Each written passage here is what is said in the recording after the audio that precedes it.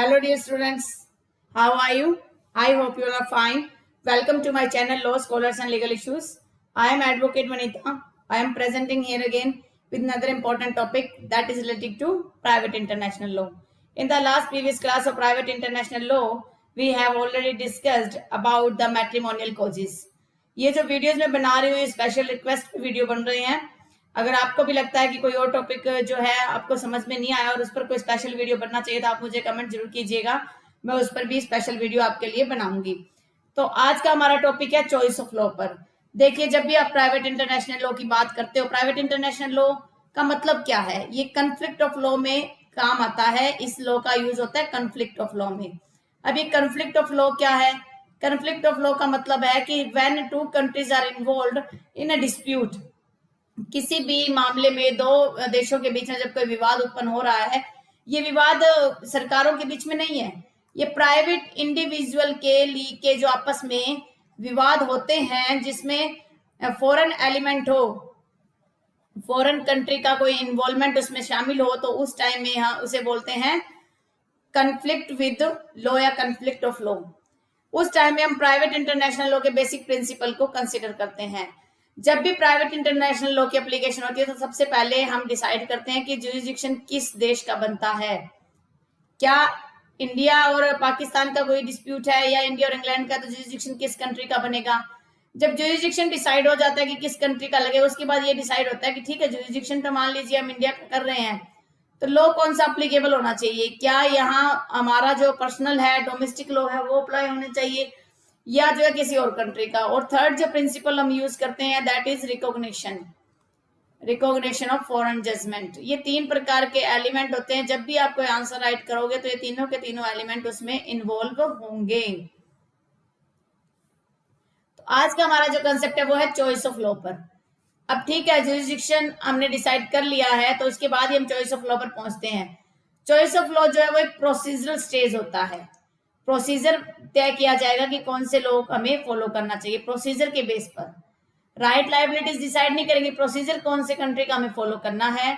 In the litigation, जो शिकायत आई है कोर्ट के पास, involving the conflict of laws, जब लॉ के बीच में कंफ्लिक्ट अराइज हुआ है, when it is necessary to reconcile the differences, और जब ये आवश्यक हो जाता है. रिकंसाइल का मतलब है विवादों को मिटाना, डिफरेंसेस को रिकंसाइल करना, समन्वय बिठाना. Law of the different states, जब इंटरनेशनल लॉ की हम बात करते हैं तो स्टेट्स का मतलब कंट्रीज होता है. तो इंटरनेशनल लेवल पर जब कंफ्लिक्ट अराइज हुआ है उसको हम कैसे समन्वय बिठाएंगे वहां पर. And in the United states between individual federal state, अगर मान लो यूनाइटेड स्टेट का कोई इश्यू है तो उसका जो दूसरे फेडरल स्टेट है उनके बीच में कैसे तालमेल बिठाएंगे. यहाँ पर यूनाइटेड स्टेट का एग्जाम्पल क्यों लिया गया, उसके पीछे का कारण भी मैं आपको समझाने का प्रयास करती हूँ. देखिए, जो अमेरिका है और जो यूनाइटेड स्टेट्स ऑफ अमेरिका है, दोनों में एक डिफरेंस है. यूनाइटेड स्टेट ऑफ अमेरिका का मतलब है संयुक्त राज्य अमेरिका, और इसके अंदर टोटल 50 ऐसे स्टेट्स कंक्लूड किए गए हैं. 50 ऐसे देशों का ये समूह है यूनाइटेड स्टेट ऑफ अमेरिका, जिसमें अमेरिका भी एक उसका पार्ट है. तो इसके 50 कंट्रीज के समन्वय की वजह से यहाँ पर फेडरेटेड स्टेट की बात की गई है. फेडरेटेड का मतलब है कि यहाँ पर सेंट्रल लेवल पर तो जो प्रेसिडेंट है वो है, अदरवाइज जो फेडरल स्टेट्स है, फेडरल का मतलब जो अदर पार्ट जो है कंट्रीज के अलग अलग जो पोर्शन बने हुए वहां के भी लॉ को आपस में कंसिडर किया जाता है कि कौन सा चॉइस ऑफ लॉ वहां पर हम लागू करेंगे. The outcome of this process is potentially to require the courts of one jurisdiction to apply the law of a different jurisdiction. कह रहा है कि आउटकम का मतलब होता है नतीजा, परिणाम. जब आप इस पूरे के पूरे प्रोसेस को फॉलो करते हो तो उसमें से एक ऐसा नतीजा निकलता है कि जिससे आप ये डिसाइड कर पाते हो कि कौन से कंट्री का जुरिडिक्शन हम यहाँ पर अप्लाई करेंगे. लॉ सूट्स अराइजिंग फ्रॉम, जो भी लॉ के सूट्स फाइल किए गए हैं, चाहे वो फैमिली लॉ से रिलेटेड हो, टोर्ट से रिलेटेड हो या कॉन्ट्रैक्ट से रिलेटेड हो, तो in case the court comes to the conclusion, उसके बाद कोर्ट कंक्लूजन पे पहुंच गया कि जुरिडिक्शन हमारा डिसाइड हो गया है और अब उसमें फॉरेन एलिमेंट है, तो उस टाइम पर एक जब हम चॉइस ऑफ लॉ को अप्लाई करना चाहते हैं तो उसमें ये एक मुद्दे निकल के आते हैं. सबसे पहला, under which law the suit should be decided. ठीक है, हमारे पास केस आ गया है, हमने जुरिडिक्शन तो डिसाइड कर लिया कि कौन से कंट्री का दायरा यहाँ पर लगेगा, लेकिन अब प्रोसीजर क्या फॉलो किया जाएगा. तो जो सूट्स है उसको डिसाइड हम किस तरीके से करेंगे, तो उसको सबसे पहले क्वेश्चन आता है, उस क्वेश्चन को हमें लेके चलना पड़ता है. फिर second, law of the forum क्या है? लॉ ऑफ द फॉरम का मतलब है इंटरनल लॉ। इंटरनल लॉ का मतलब है जिस कंट्री में अब आप सूट लेके आए हो, वहां का जब ज्यूरिसडिक्शन डिसाइड हो गया है तो उसका इंटरनल लॉ क्या कहता है, उसका डोमेस्टिक लॉ क्या कहता है। तो वो लॉ जो है विल अप्लाई, और वेदर सम फॉरेन लॉ और फॉरेन लॉज विल अप्लाई। क्या हम फॉरेन लॉ अप्लाई करें किसी एक कंट्री का, या अलग अलग कंट्रीज के अलग अलग लॉज हमें अप्लाई करने हैं। तो जब ये दो पॉइंट्स को कंसीडर किया जाता है तो इसी को कहा जाता है question of choice of law. इसे चॉइस ऑफ लॉ का प्रश्न माना जाता है। नॉर्मली जब थ्योरी को हम समझते हैं तो हमें थोड़ा सा डाउट रह जाता है, तो इसको मैं एक एग्जांपल के थ्रू आपको समझाने का प्रयास करती हूँ। जैसे Indian courts come to the conclusion, Indian courts में मैटर आया, उसको ये कंक्लूजन पे पहुंच गया कि उसका जुरिसडिक्शन बनता है उसको सूट को ट्राई करने के लिए। फिर एक क्वेश्चन आया इंडियन कोर्ट के सामने कि हम जो लॉ है वो कौन से कंट्री का, कौन सी जगह का अप्लाई करें। If the suit was filed for damages for breach of a contract enter into between a Burmese resident trader and a Chinese trader in Dhaka for the supply of certain quantity of rice to be shipped in Calcutta। देखिए यहाँ पर कह रहा है कि तीन देशों का विवाद है। बर्मीज रेजिडेंट है, रहने वाला कहाँ का है, वो जो व्यक्ति है जो रेजिडेंस कहाँ का है, बिटवीन कौन कौन से के बीच में हुआ। एक ट्रेडर है बर्मीज, बर्मा का, जिसे मौजूदा टाइम में हम बोलते हैं म्यांमार। एक तो है म्यांमार का ट्रेडर, और ट्रेडर फर्स्ट है ये ट्रेडर। सेकंड जो है वो क्या है, चाइनीज, ठीक है। For supply of certain quantity of rice to shipped in Calcutta, और जो सामान आया है, जो गुड्स शिप हुआ है, वो किसके लिए हुआ है, कैलकाटा के लिए, ठीक है। Now presume that the suit was filed in a Calcutta court, which law is to be apply, कौन सा लॉ हम अप्लाई करेंगे। क्या हम लॉ ऑफ बर्मा अप्लाई करेंगे, क्या लॉ ऑफ चाइना अप्लाई करेंगे, या लॉ ऑफ इंडिया अप्लाई करेंगे। तो यहाँ पर एक कंफ्यूजन क्रिएट होता है। उसके बाद देखा जाएगा कि हम कौन सा मैटर कंसीडर करते हैं, कौन से फैक्ट्स और सर्कमस्टेंसेस कंसीडर करते हैं। क्योंकि जब भी आप गुड्स, सामान को ट्रांसफर करने की बात करते हो, इसका मतलब वो एक कॉन्ट्रैक्ट हुआ है, तब देखा जाएगा कॉन्ट्रैक्ट कहाँ हुआ था, वो सारा का सारा कंसीडर किया जाएगा। अगर हम अदर एग्जाम्पल लेके देखें जो थोड़ा सा इजी हो जाएगा हमारे लिए, क्योंकि हिंदू लोग के संदर्भ में जो एग्जाम्पल होता है वो हमारे लिए काफी इजी हो जाते हैं। एक वाइफ ने फाइल की एक पिटीशन फाइल की इंडियन कोर्ट के अंदर की, वो अपने पति से अलग होना चाहती है सेक्शन 10 हिंदू मैरिज एक्ट के लिए, और इस ग्राउंड पे कि उसके पति ने उसको डिजर्शन कर दिया, निकाल दिया घर से। दोनों की दोनों पार्टीज क्या है, हिंदूज हैं, इंडियन हैं, और उन्होंने इंग्लैंड में शादी की थी। And while they went to Japan, जब वो जापान में गए, द हस्बैंड डेजर्टेड हर, और पति ने उसको छोड़ दिया। Indian courts has jurisdiction to the try suit, Indian courts के पास ज्यूरिसडिक्शन है कि वो सूट को ट्राई करें। नाउ द क्वेश्चन इज, मुद्दा उठता है कि which law should be applied, कौन सा लॉ हम अप्लाई करना है। क्या इंग्लिश लॉ अप्लाई होगा, जापानीज होगा, या इंडियन होगा। The question of choice of law is to be determined in all such cases by Indian private international law के हिसाब से डिटरमाइन होगा। इसको मैं एक एग्जांपल के थ्रू थोड़ा सा और एक्सप्लेन करने का प्रयास करती हूँ, जिससे आपको थोड़ा और अच्छे से समझ में आ जाएगा। देखिए हम वैसे सिलेबस को लगभग कर ही चुके हैं, तो देख लेते हैं क्या कुछ। देखिए कपल है ए और बी, दोनों क्या है, हिंदू है, इंडियन डोमिसाइल्ड है। 2 पॉइंट हो गए। फिर मैरिज कहाँ हुई इन दोनों की,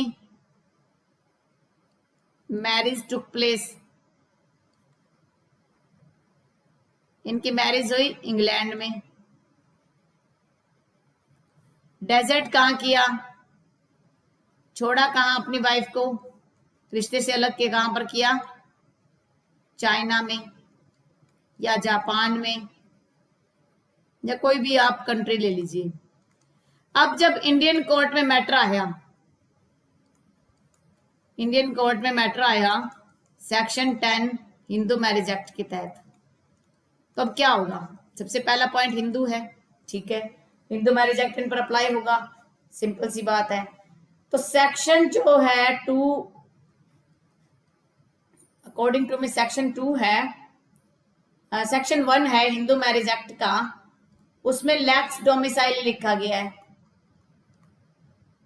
वो कहता है कि आप कहीं भी चले जाइए, अगर आप हिंदू हैं और आपने हिंदू रिचुअल्स के साथ शादी की है, आप कहीं भी चले जाइए, तो आपका जो कोर्ट लगेगा वो लेक्स डोमिसाइल लगेगा। जहां के आप रहने वाले हो वहीं का लॉ जो है कंसिडर किया जाएगा। तो यहाँ पर जो जुरिडिक्शन होगा वो किसका होगा? इंडिया का। लॉ कौन सा अप्लाई होगा? Indian private international law apply होगा, जो बात करता है हिंदू मैरिज एक्ट के जो सारे प्रोविजन है वो अप्लाई होंगे। तो इस प्रकार से चॉइस ऑफ लॉ डिसाइड होगा कि क्या वो लेक्स डोमिसाइली से देखा जाएगा, लेक्स कोजा से देखा जाएगा कि कहाँ उनका कोज ऑफ एक्शन अराइज हुआ। वो सारी चीजें जो है इसके अंदर आ जाती है चॉइस ऑफ लॉ में। अब बात आता है कि ठीक है, ये तो इंपॉर्टेंट बात हमने डिस्कस कर ली कि चॉइस ऑफ लॉ में क्या क्या फैक्टर्स आते हैं। अब एक और डिस्कस कर लेते हैं पॉइंट्स को। Allocation of juridical category to the foreign element case, कि आप ज्यूरिडिकल कैटेगरी किस प्रकार से कोर्ट में जो लॉ है उसको डिसाइड करोगे और उसके लिए फॉरेन एलिमेंट केस में किस प्रकार से आप उसका बंटवारा करोगे, एलोकेट करोगे। देखिए, once the court classify the nature of the dispute, सबसे पहले कोर्ट ये देखेगी क्या ये सक्सेशन का मैटर है, क्या ये मैरिज का मैटर है, क्या ये डाइवोर्स का मैटर है, या कोई कॉन्ट्रैक्ट का मैटर है, अलग कोई और मैटर है। कोर्ट पहले इस सबको कंसीडर करेगी। कोर्ट ने यहाँ पे क्लासिफाई कर लिया, कंसीडर कर लिया, then it has to determine which law should be apply. अब ये देखेगी कौन सा लॉ में अप्लाई करना है और which legal system that law govern, और कौन सा लीगल सिस्टम हमें फॉलो करना है। लॉ अलग चीज हो गया, लीगल सिस्टम प्रोसीजरल एस्पेक्ट क्या लेंगे, क्या हम हमारे कंट्री का जो इंटरनल लॉ है उसको अप्लाई करेंगे या फॉरेन लॉ अप्लाई करेंगे। ये सब फैक्ट्स जो है डिपेंड करते हैं जब भी आप फॉरेन एलिमेंट केस का एलोकेशन करते हो ज्यूरिडिकल कैटेगरी के हिसाब से। The courts have to select the law based upon factual situation. अब कोर्ट क्या करेगी, जो फैक्चुअल सिचुएशन है, फैक्ट्स क्या कह रहे हैं, उससे जुड़े हुए फैक्टर्स क्या हैं। कनेक्टिव फैक्टर में लेक्स फोरी, लेक्स कोजा, रैनवॉय, वो सारे के सारे आ जाते हैं। Accordingly it decides which law should apply, either law of contract, क्या लॉ ऑफ कॉन्ट्रैक्ट अप्लाई होगा, लॉ ऑफ टॉर्ट अप्लाई होगा, law of property law apply होगा या मैट्रिमोनियल। मोस्टली 4 प्रकार के तो डिस्प्यूट होते हैं इंटरनेशनल लेवल पर। अब देखा जाएगा कि कौन सा लॉ अप्लाई करेंगे। अगर कॉन्ट्रैक्ट की हम बात करें तो इसमें हम मोस्टली अप्लाई करते हैं लेक्स लॉ की,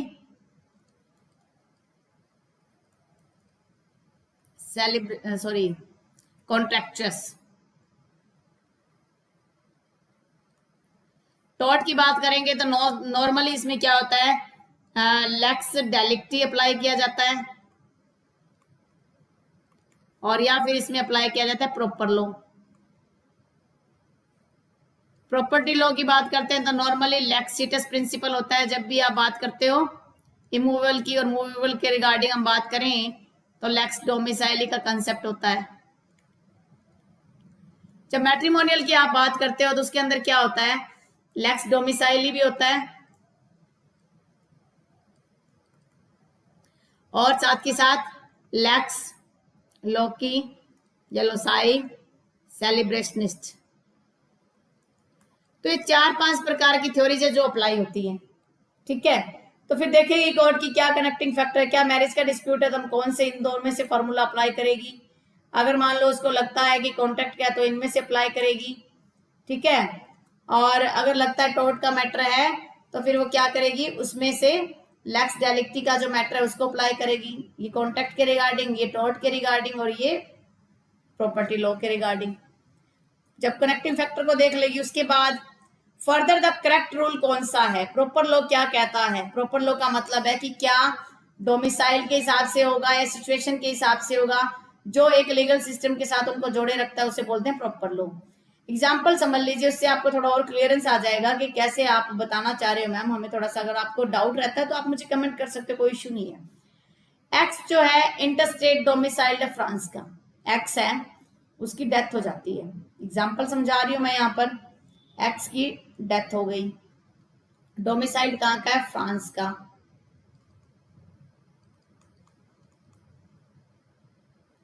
प्रॉपर्टी छोड़ के जाता है वो इंग्लैंड में।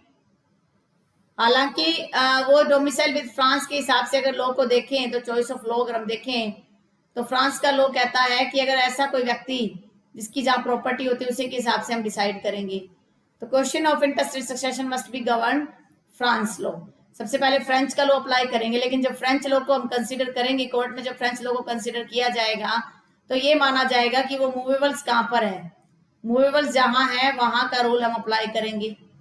ठीक है। To apply law one has to decide, यहाँ पर सबसे पहले तो ये डिसाइड करना पड़ेगा कि जो मुद्दा है क्या वो सब्सटेंटिव मुद्दा है या प्रोसीजरल है।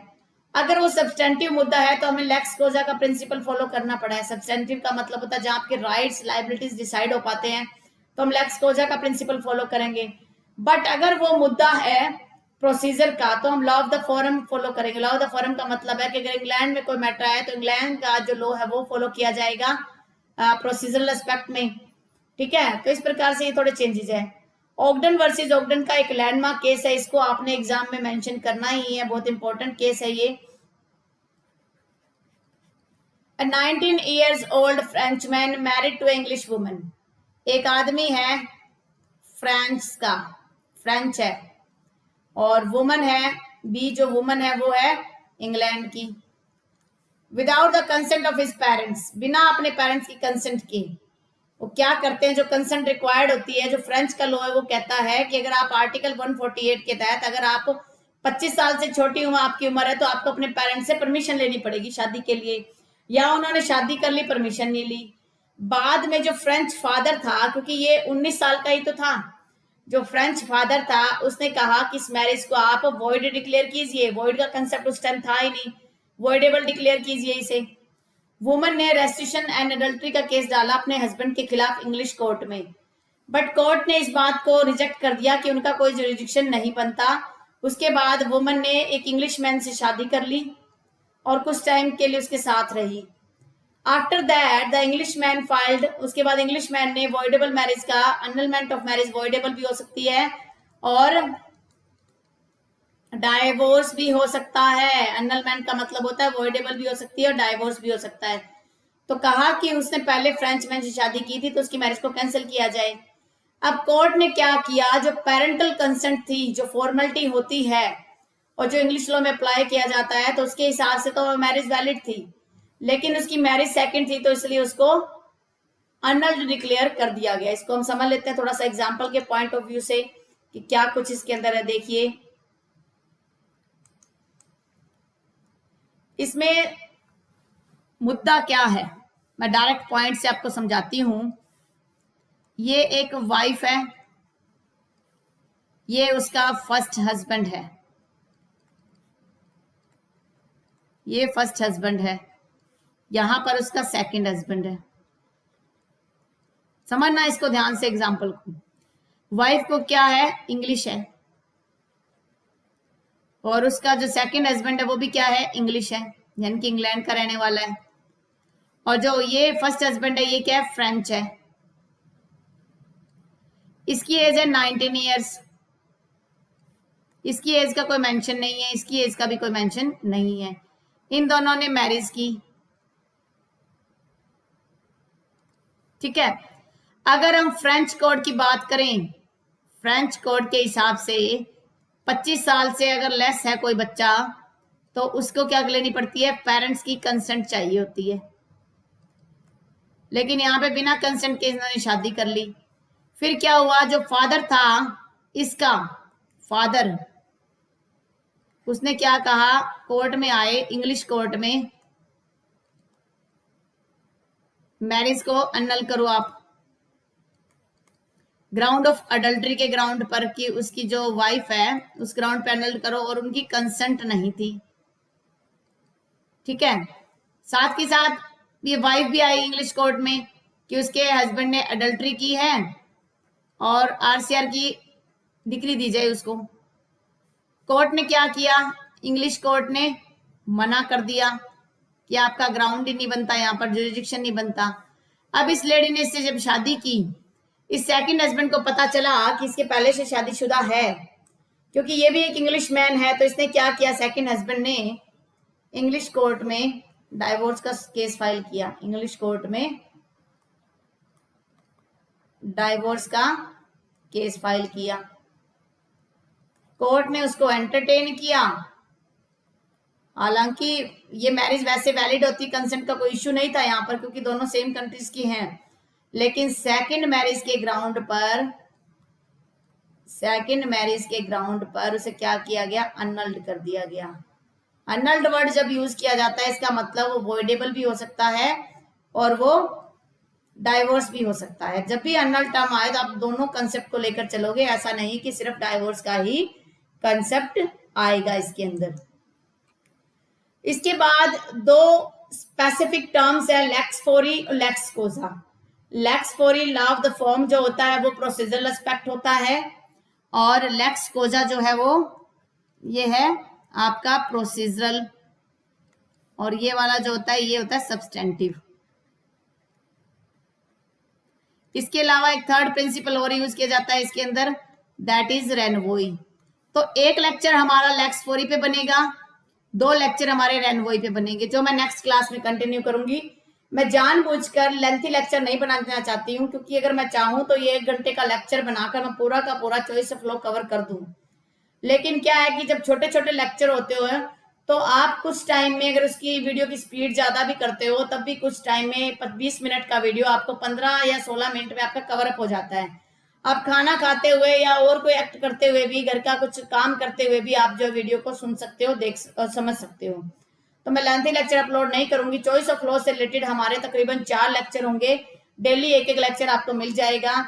मैं उम्मीद करती हूँ आपको आज का वीडियो समझ में आ गया होगा। फिर भी अगर आपको किसी प्रकार का डाउट रह जाता है तो जो है आप मुझे कमेंट कीजिए।